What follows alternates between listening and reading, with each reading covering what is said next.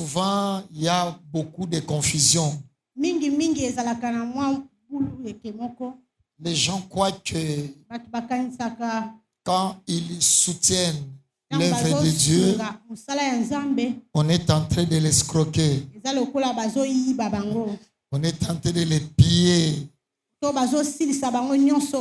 Souvent, les païens interprètent mal. Les païens préfèrent dépenser des $100, $200 dans des boîtes.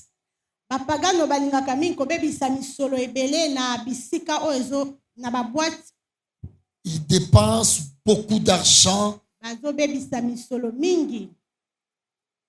même en poussant aux gens de tuer les autres. Oui, quand quelqu'un veut commettre un crime, il prend beaucoup d'argent, il lui donne aux assassins pour réaliser son problème. Amen. Amen. Amen, amen. Amen. Amen, amen. Amen. Mais quand il s'agit de l'Église, les païens interprètent mal. Dieu merci, nous ne posons pas notre foi sur les païens. Un païen, c'est un païen. Il comprend moins. Nous sommes spirituels. Quand tu passes dans une bar, tu verras des bouteilles de boissons. Ils ont utilisé la folie. Là, ils ne s'accusent pas. Ils se disent c'est notre argent. Nous devons bénéficier de cela. Mais nous sommes des chrétiens. Nous devons comprendre. Nos mains doivent être visitées. Nous devons avoir l'argent. Et l'argent, il faut s'aimer. Il faut s'aimer dans l'œuvre de Dieu. C'est une obligation. C'est très important. Nous devons suivre cela de près. Excusez-moi. Amen, amen. Amen. La dîme, les offrandes, les semences, nous sommes obligés de les faire. Parce que nous sommes des enfants de Dieu. Amen. Amen. Il y a eu des gens qui ont pris soin des serviteurs de Dieu. Ils ont été visités. Amen. Amen. Peut-être c'était un bien matériel, mais ils ont bénéficié de biens physiques.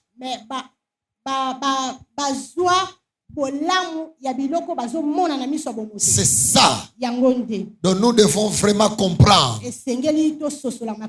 ce que c'est la volonté de Dieu. Merci. Lèvons-nous. Nous sommes dans le livre de Malachie.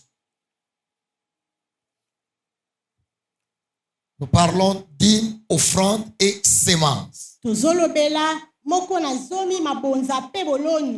Amen. Amen. Malachie chapitre 3 verset 8 à 11. Un homme trompe-t-il Dieu? Car vous me trompez. Et vous dites, en quoi t'avons-nous trompé? Dans les dîmes et les offrandes.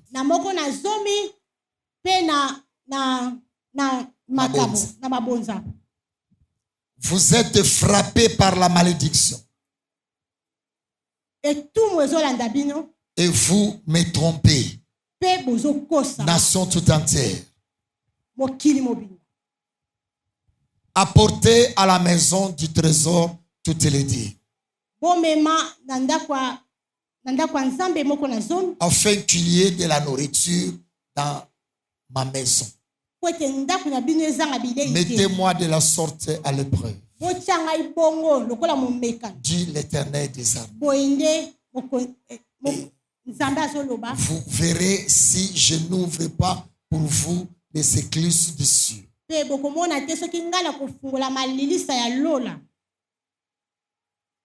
Moi, j'aime que tu traduises cela. Madoussou ya lola. Manini, c'est un peu caché. Madoussou, c'est le terme qui est plus propre. Madoussou ya lola, c'est ça. Si moi, je n'ouvre pas les écluses du ciel pour vous. Ah, tu as bien traduit. Oui. Pour vous, si je ne répands pas sur vous la bénédiction en abondance.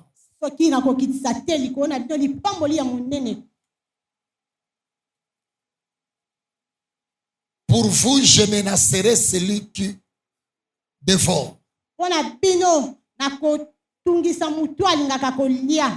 Il ne vous détruira pas le fruit de la terre. Et la vigne ne sera pas stérile. Dans vos campagnes, dit l'Éternel des armées. On s'assoit, on acclame le Seigneur. Seigneur, merci pour ce temps. Merci pour tes disponibilités. Nous voulons vraiment comprendre ce que tu veux de nous et nous voulons parler de ta part. Merci Jésus. Dispose ce moment afin que nous puissions comprendre qu'est-ce que tu veux de nous au nom de Jésus. Amen. Amen. Amen. Amen. Amen. Amen. Là, c'est Dieu qui parle. Un homme trompe-t-il Dieu? Parce que Dieu est sincère. Dieu te connaît mieux. Et Dieu te connaît plus que toi-même.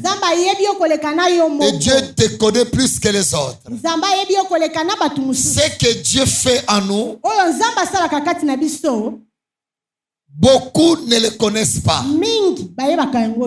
Dieu sait quand il y a quelque chose, d'où ça vient.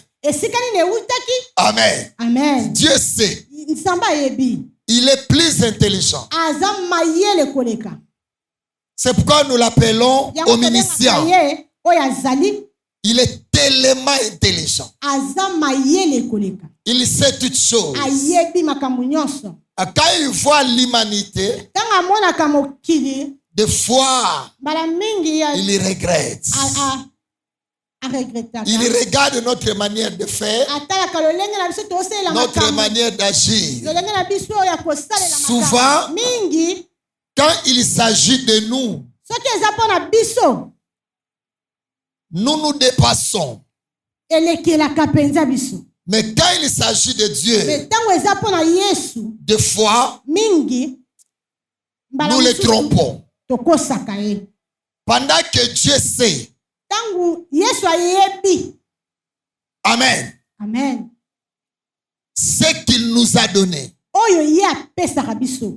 Et quand il regarde, quand il s'agit de lui, notre manière d'agir, il a souvent du regret. C'est pourquoi il dit, un homme trompe-t-il Dieu? Parce que quand Dieu regarde ce qu'il t'a toujours remis, que prenez au travers ton salaire, au travers ta bénédiction, au travers tout ce qu'il met entre tes mains. Dieu regarde. Il regarde, dit que c'est moi qui t'ai donné ça. Maintenant lui il regarde. Comment tu peux essayer de gérer cela? Chacun de nous a toujours eu quelque chose. Et chacun de nous est maître de ce que Dieu lui donne. Maintenant, dans la gérance, Dieu a toujours regardé. Est-ce que l'homme comprend que ce qui lui revient, ça vient de Dieu? Maintenant, quelle est sa façon d'agir vis-à-vis de celui qui l'a donné cela.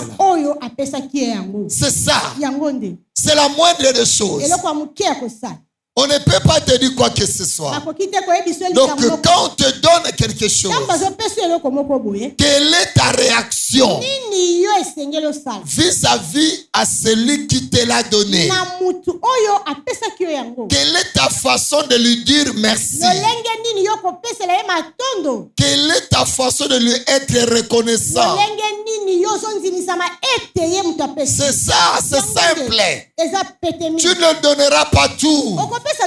Mais il essaie de regarder, bien qu'il t'a donné, mais dans ce qu'il t'a donné, mais est-ce que tu réfléchis un peu quand tu vas dispatcher cela? Est-ce que tu as un cœur de lui dire encore, bien que tu m'as donné, toi aussi prends? C'est ça le souci de Dieu. Nous ne sommes pas là pour enrichir Dieu. Dieu a tout. L'or et l'argent lui appartiennent. Il ne manque rien. Mais il veut seulement voir notre façon d'essayer de gérer ce qu'il nous donne. Il vérifie seulement le cœur de l'homme. Comment ce cœur réagit quand il a quelque chose où ça lui amène. Qu'est-ce qu'il s'est dit en fonction de ce qui est à sa disposition? Dieu ne t'impose pas. Il n'est pas dictateur. Mais il regarde seulement le cœur de l'homme selon tout ce qu'il lui donne. C'est comme Dieu nous a donné la bonne santé. Je crois que moi et mon interprète, d'ici le matin, on n'est pas tombé malade. Dieu nous a donné les heures de vivre. Mais parmi ces heures de vivre, nous sommes venus lui offrir ne fût-ce qu'une heure ou 2 heures à sa faveur. Donc nous devons comprendre cela. Il y a des prédicateurs, après avoir été enrichis, alors ils arrivent à mal interpréter la parole de Dieu. Il y a même de ceux qui vont plus loin, qui disent que la Bible n'est pas de Dieu, la dîme n'est pas de Dieu. Ça c'est la folie peut-être de la richesse. L'écriture reste l'écriture. Nous ne pouvons pas sortir des écritures. Nous devons être posés sur les écritures. La Bible dit, nous sommes fondés sur le fondement des apôtres et des prophètes.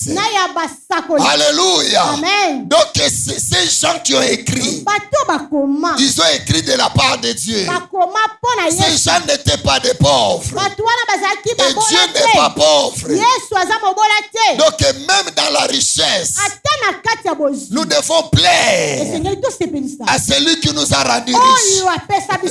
Même dans la pauvreté, nous devons être reconnaissant à celui qui nous permet, bien que dans la pauvreté, mais nous vivons. Alléluia. Je dis à un pauvre qui est là, bien que tu es pauvre, mais tu vis, tu loues une maison, tu fais étudier les enfants, tu as tout entre tes mains. Ne fût-ce que dans cette pauvreté, il faut avoir quelque chose à dire Seigneur merci. C'est pourquoi la Bible dit, il y a une église dans le livre de Corinthe qu'on appelle l'église de la Macédoine. Cette Macédoine était tellement pauvre, mais de leur pauvreté, Ils ont fait des collectes. Ils ont fait sortir des riches libéralités pour le Seigneur. Donc même dans la pauvreté, le Seigneur a besoin de ta pauvreté là. Alléluia. Si tu es riche, le Seigneur a besoin de cette richesse là. Qu'est-ce que nous voulons dire? Tout ce qui nous revient, peu ou nombreux, nous devons lui dire, Seigneur, ça vient de toi. Toi aussi, prends cette part. Ça peut faire quelque chose. Alléluia. Alors cessez d'écouter des prédications où des prédicateurs sont ivres de la bénédiction et qui arrivent à interdire, on n'apporte pas de dîme. Non, la dîme c'est ton droit. Nous devons l'apporter à l'église. Mettez-nous les versets bibliques.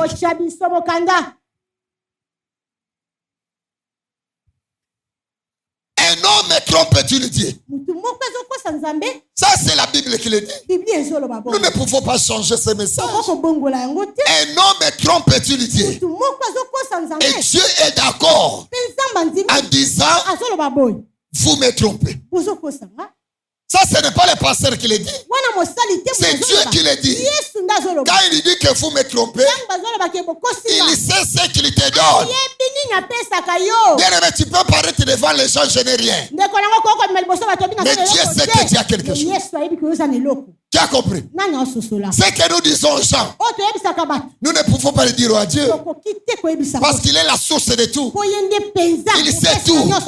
Tu peux ne pas travailler, mais cela n'est pas la cause que tu peux manquer. Tu peux ne pas travailler, mais tu en as. Dieu va disposer des moyens pour te les donner. C'est là il dit, un homme trompe-t-il Dieu? Parce qu'il sait qu'il t'a toujours remis quelque chose. C'est ce qui te permet de vivre. Du matin au soir, tu as toujours eu quelque chose entre tes mains qui t'a aidé afin que les paix là. C'est ce que Dieu a voulu dire. Est-ce que tu t'es souvenu de moi? C'est ça. Dans tout ce que Dieu nous donne, nous devons nous souvenir de lui. Aujourd'hui, il y a des prédicateurs qui osent faire croire aux gens que des pasteurs sont des voleurs, sont des trompeurs. Non, mon frère, ne suivez pas de tels messages. C'est anti-biblique. Ce sont des pasteurs ivres de la bénédiction. Quand ils ont commencé le ministère, ils n'ont pas prêché comme ça. Alléluia. Amen, amen. Maintenant, après avoir été visités, ils veulent exclure la parole de Dieu. Je dis à quelqu'un ce soir, la parole de Dieu reste la parole de Dieu. Personne ne peut la changer. Ainsi dit l'Éternel doit rester et être mise en pratique. Vous savez dans la vie, ce que Dieu a dit, tu arrives à transformer ou à l'enlever, tu vas te sentir mal à l'aise. Il y a nos frères, je ne vais pas citer les noms ici, qui ont exclu d'être aux côtés d'une femme, qui ont exclu le mariage. Mais ce qu'ils ont vécu dans la gérance de leurs prédicateurs, ils se sont dit, non, il faut être aux côtés d'une femme. C'est le Dieu qui a créé le sexe. C'est Dieu qui a créé le sexe. Alors tu ne peux pas dire à un homme de vivre sans une femme. Ça ne tiendra pas. Parce que le Créateur a dit, il n'est pas bon que l'homme soit seul. C'est par rapport à ce qu'il avait mis dans l'homme. Tu as compris? Si tu vas dans telles églises où on ne peut permet pas le mariage, les hommes sont problématiques. Parce qu'ils ont donné la loi, mais ils n'ont pas créé l'homme. Le Créateur a vu que l'homme doit vivre aux côtés d'une femme. Alléluia. Tu as compris? Amen. Amen. Amen. Amen. Amen. Est-ce que quelqu'un me comprend? Mais même un enfant de Dieu, tant que nous vivons, nous devons toujours, dès que Dieu nous visite, d'une manière ou d'une autre, lui remettre ce qu'il nous donne en signe de reconnaissance. C'est vrai. Je vais le reconnaître que tu m'as donné. Moi, à mon tour, partageons. C'est ça. Et quand toi tu ne le fais pas, tu deviens trompeur. Je dis aux trompeurs qui sont là, attention. Il ne faut jamais tromper Dieu. Il ne faut pas se dire que moi je n'ai rien. Moi Dieu ne m'a pas donné. Quelque part, il y a toujours quelque chose que Dieu t'a donné. Amen. Amen. De ce qu'il t'a donné, c'est de là qu'il demande de lui apporter les dîmes et les offrandes. En fait, qu'est-ce qu'on appelle dîme et qu'est-ce qu'on appelle offrande? Dîme comme offrande, c'est le peu. Regarde ici Christ. C'est le peu que nous pouvons faire retourner à Dieu. Amen. Amen. Amen. Amen. Seigneur, tu m'as donné. Toi aussi prends ça. Amen. Amen. Amen. Amen. Fermons nos yeux. Prions.